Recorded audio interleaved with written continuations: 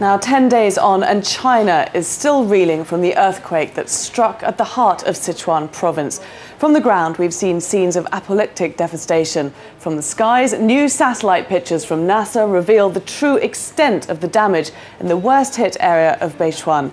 Here you can see a river running through a forested mountain area 2 days after the earthquake, and the area is unrecognizable. The quake triggered massive landslides, wiping out all that was there before it. Now, this image shows two small villages next to the river, and after the quake, the area is completely submerged. All across Sichuan, whole villages were wiped out in a matter of moments. Well, after the earthquake, China's Premier Wen Jiabao announced cuts to overall national spending in order to raise a $10 billion fund for reconstruction. But no amount of money can compensate for the lives that have been shattered. 50,000 people are now thought to have died, and among the 5 million homeless, despair is turning to anger. Tony Cheng reports. The look of anguish on a relative's face, an all too common sight in Sichuan. At Dongqi Middle School in Hanwang, family members wait for their loved ones, but they're not even allowed to say goodbye. The school, like so many, crumbled in the quake. The heavy equipment has now moved in. There's no hope of finding anyone left alive. This man lost his son in a school building, and now his grief is turning to anger.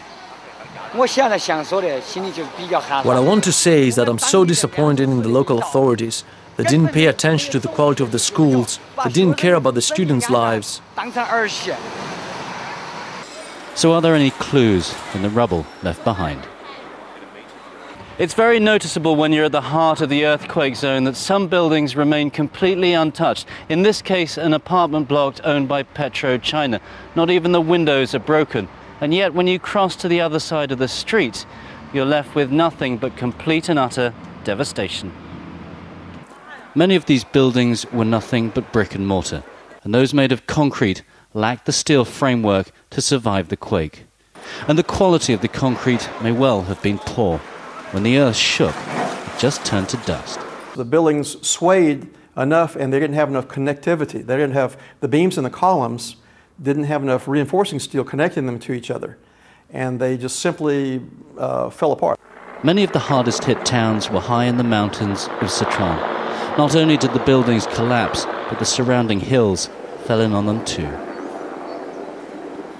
And with destruction on this scale, the towns will have to be rebuilt from scratch, and the communities that lived there rehoused on safer ground.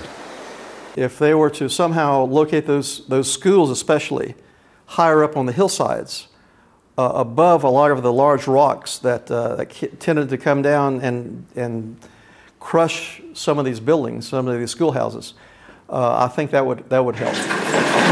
The cleanup operation is now in full swing and happening remarkably fast.